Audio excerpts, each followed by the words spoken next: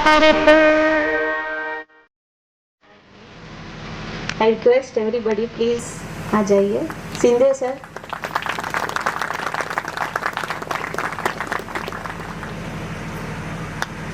वक्रतुंड महाकाय सूर्यकोटि समप्रभा निर्विघ्नं कुरु मे देव सर्वकार्येषु सर्वदा। दीपज्योतिर्परब्रह्म दीपज्योतिर्जनार्दनः दीपो हरतु मे पापम् दीपज्योतिर्नमोऽस्तुते दीपज्योतिर्नमोऽस्तुते दीपज्योतिर्नमोऽस्तुते।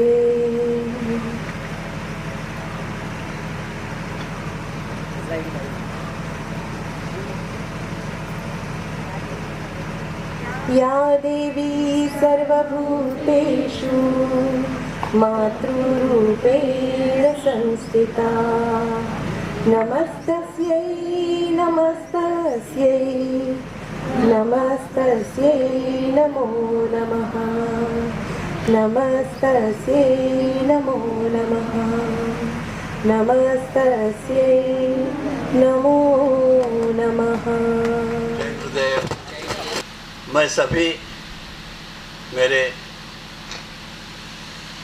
मठ में मेरे से भी जो ज्येष्ठ साधक है उनको प्रणाम करता हूँ और मेरे जो सारे गुरु बंधु है गुरु भगिनी है उनको मैं प्रणाम करता हूँ, सबका स्वागत करता हूँ। मैं मेरा मनोगत व्यक्त कर रहा हूँ और हम कहते ना कि भ्यू नुकोस मितुजा पाटिशिया है, डरो मत हम तेरे पीछे हैं। तो ये अनुभव मुझे अभी से मिल रहा है। देखो जो दिन रात हमारे मन में होता है वही यही भी हो रहा है। मुझे पता नहीं कि अगर मैं मनोगत मेरा कहूँ तो ये 25 साल के लिए मुझे 25 दिन भी शायद कम हो जाएंगे। इतने सारे अनुभव हमारे सारे साधकों के मेरे इतने अगणित है, विशाल है कि ये थोड़ी सी 10-15 मिनट में व्यक्त करना मुश्किल है, कठिन है। मगर जो मेरे मन में जो अभी विचार आया है वो ये आया है कि इस मठ का सपना सर ने देखा था।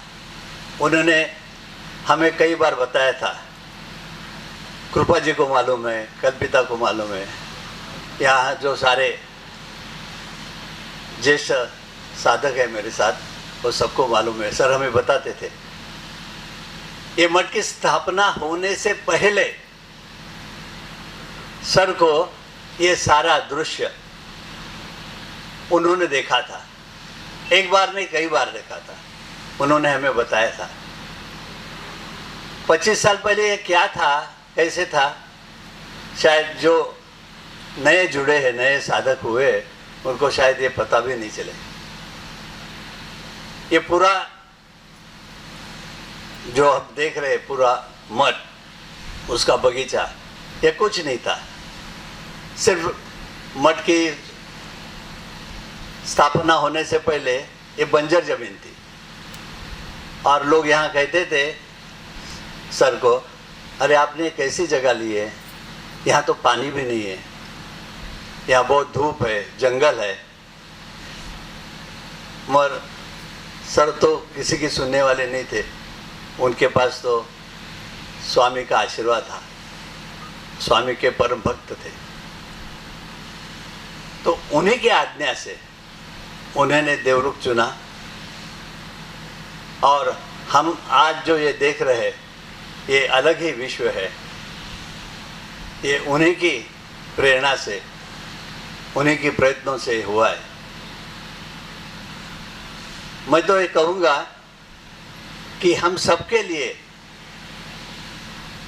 सर ने एक कल्प वृक्ष का पौधा लगाया। वो कल्प वृक्ष उन्हीं की कृपा से, उन्हीं की प्रयत्न काष्ठा से और स्वामी जी के आशीर्वाद से ये आज कल्प वृक्ष बहुत बड़ा वृक्ष हुआ है। उस वृक्ष के छाए में हम शांति का अनुभव कर रहे हैं, प्रगति का अनुभव कर रहे हैं।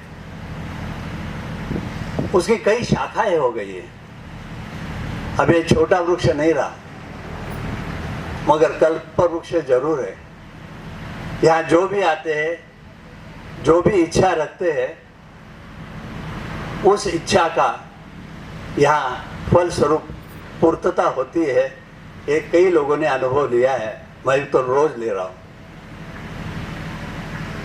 और इस कल्प वृक्ष को और भी बड़ा करने के लिए,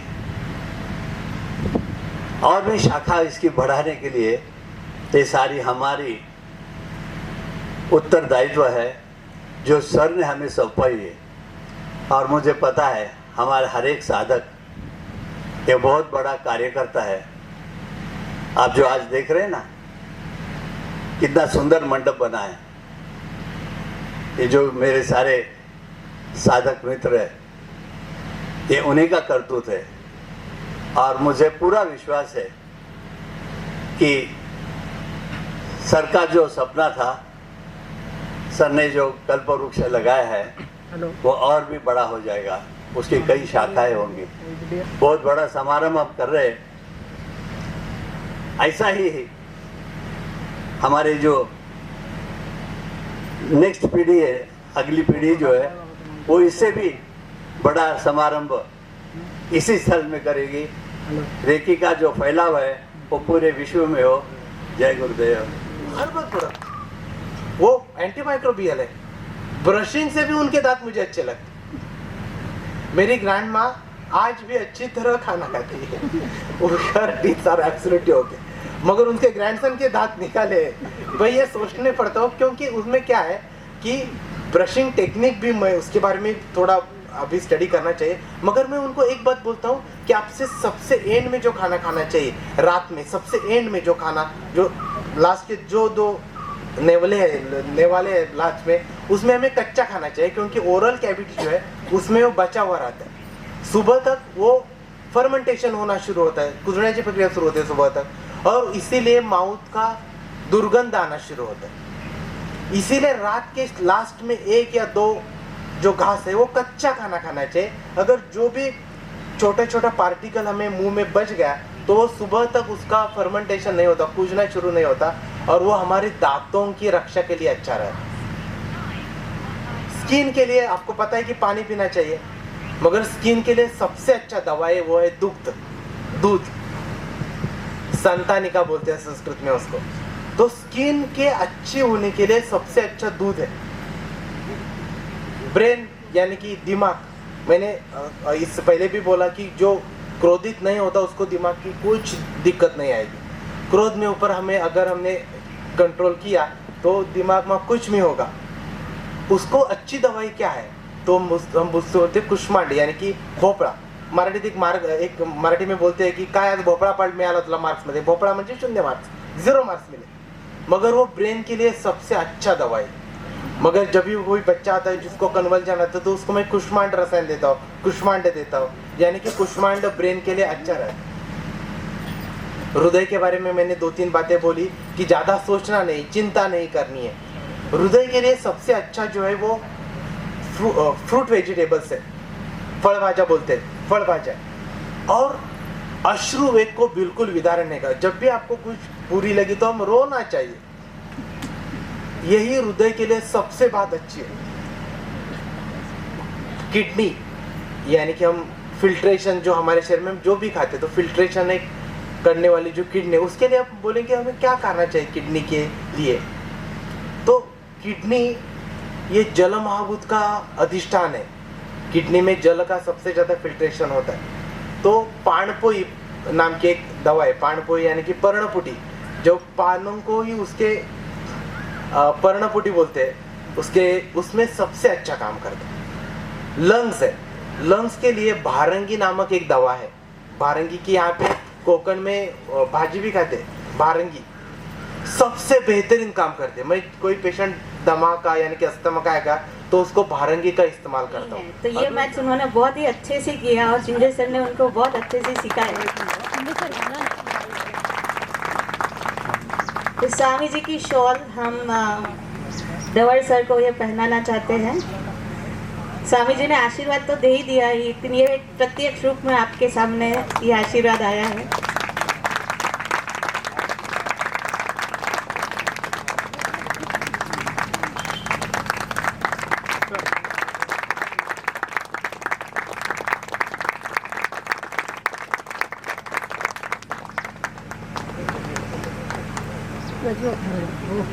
एक बार जोरदार तालियां हो जाए। अनंत कोटि ब्रह्मांड नायक राजा विराज योगिराज सच्चिदानंद सद्गुरु श्री स्वामी समर्थ महाराज की जय। अवधूत चिंतन श्री गुरुदेव दत्त। नमः पार्वती पते हर हर महादेव। जय गुरुदेव। सबकी पेट पूजा हो गई है, ज्ञान भी अर्जित किया है। अभी थोड़ा श्रवण भक्ति करेंगे। इसके लिए प्रस्तुत है हमारे देवरुख के सब साधक। वो संगीत रजनी संगीत भक्ति संगीत पेश करेंगे। ये सब हमारे सुरीले साधक है। उसमें खाली मेरा बीच में बड़बड़ी इसके लिए है क्योंकि ये सब मराठी में भजन प्रस्तुत करेंगे और आपके बहुत सारे लोग शायद मराठी नहीं समझ सकते हैं, तो इसलिए इसमें गाने में क्या है तो आपको पहले थोड़ा समझ आ जाएगा, उसका आनंद ले सकेंगे। तो बीच बीच में मैं थोड़ा बड़बड़ करूँगा, इसलिए क्षमा प्रार्थी हूँ। तभी हम चालू करते हैं। ये प्रोग्राम की हमने थीम रखी है कि हमारे वैदिक जो हम त्यौहार मनाते हैं तो उसके त्यौहार की थीम ली है। हम त्यौहार मनाते हैं कि हमारे ऋषि मुनि ने हमारे जीवन के अनुसार थोड़े उसके बड़े साइंस के अनुसार हमने त्यौहार की रचना की है। थोड़े हमारे बीच क्योंकि हमारे यहाँ सीजन्स रहते हैं, समर रहता है, रेन रहता है और विंटर रहता है। तो एनर्जी दक्षिणायन उत्तरायण भी रहता है। तो इसके लिए हमारा जीवन के हमारे पर्यावरण में एनर्जी मिली, इसके लिए उन्होंने त्यौहार का आयोजन किया है। ओंकार प्रधान रूप गणेशाचे, ओंकार प्रधान रूप गणेशाचे, हे तिन्ही देवांचे जन्मस्थान। ओंकार प्रधान रूप गणेशाचे।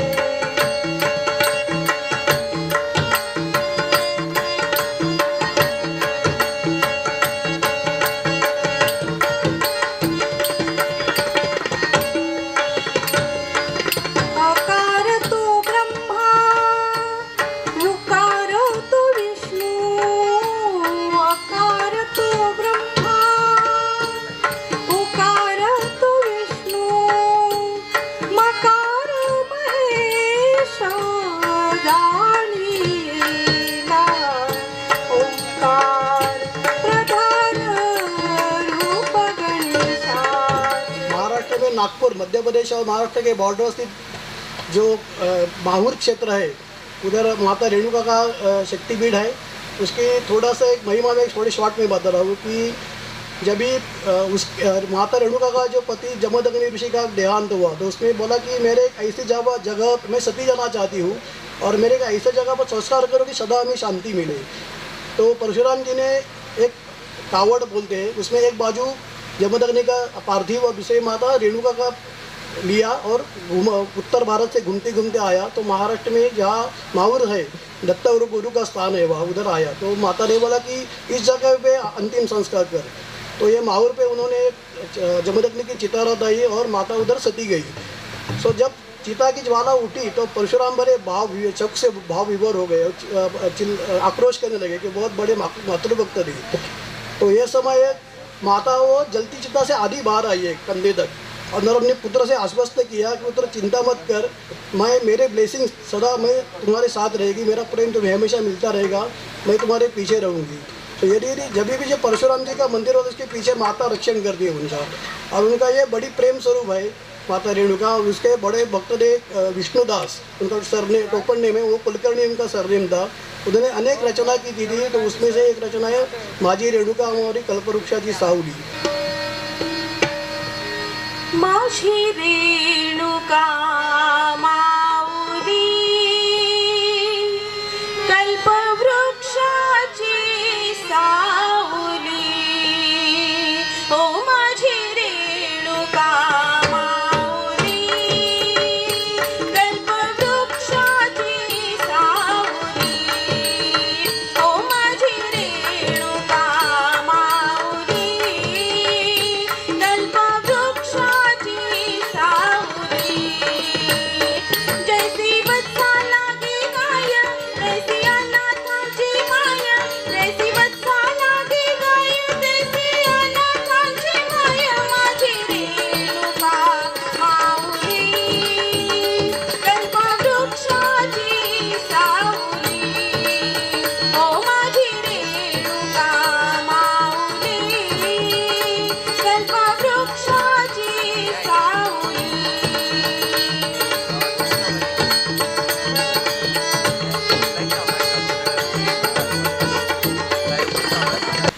बड़े कवि श्री गद्दी माडगुळकर उन्हें आधुनिक वाल्मीकि रहे, उन्हें बहुत बड़ा फेमस गीत रामायण रामकथा की रचना की तो हर घर घर में गा जाती है।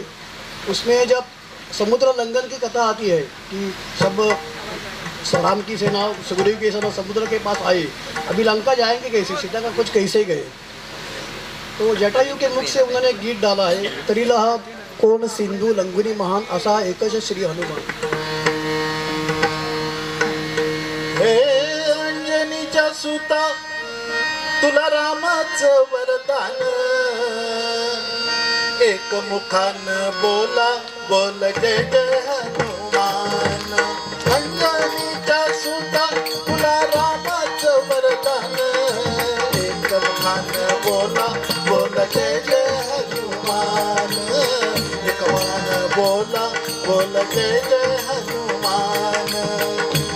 तुझी राम भक्ती भव्य तुझी काया, बालपणी गेलासी तू सूर्याला धराया, बालपणी गेलासी तू सूर्याला धराया। आदरणी धरणी थरथरले आसमान, एक मुखान बोला बोल जय जय हनुमान, एक मुखान बोला बोल जय जय हनुमान।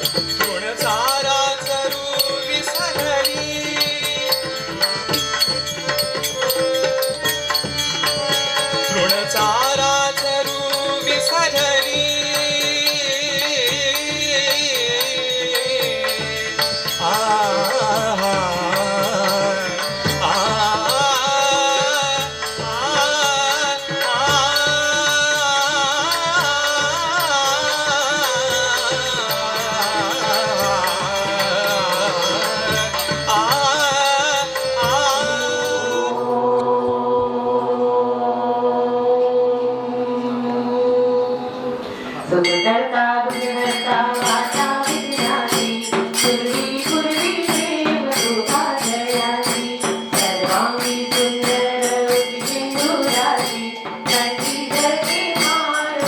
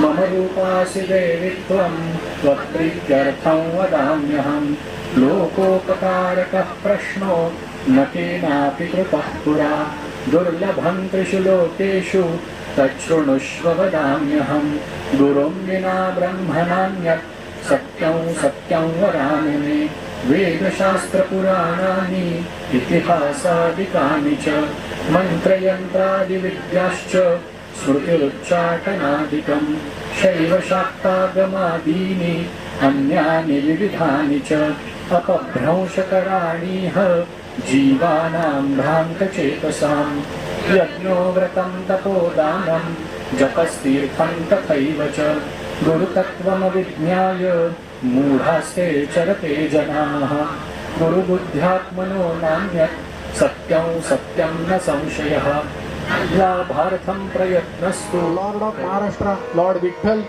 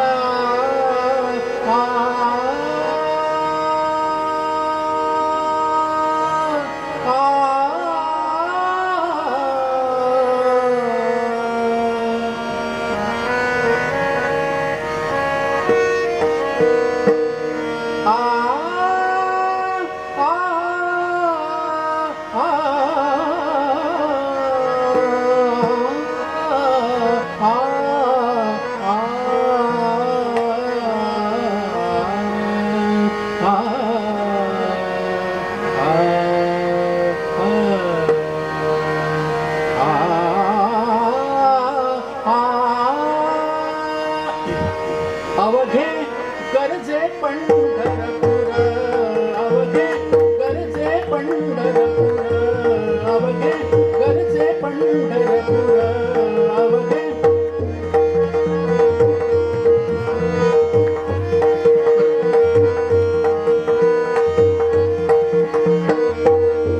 अवघे गरजे पंढरपूर चालला नामाचा गजर चालला नामाचा गजर चालला नामाचा गजर नामाचा गजर नामाचा गजर हे अवघे गरजे पंढरपूर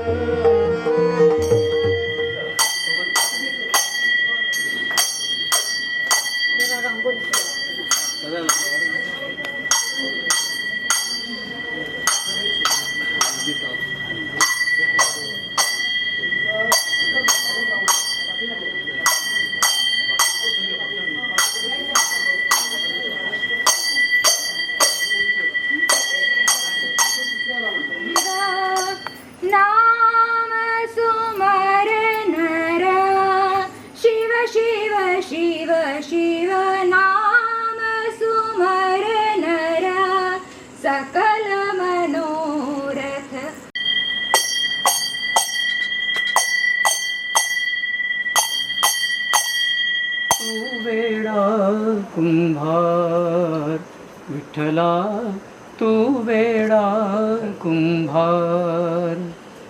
घटाघटांचे रूप आगळे प्रत्येकाचे दैव वेगळे. घटाघटांचे रूप आगळे प्रत्येकाचे दैव वेगळे.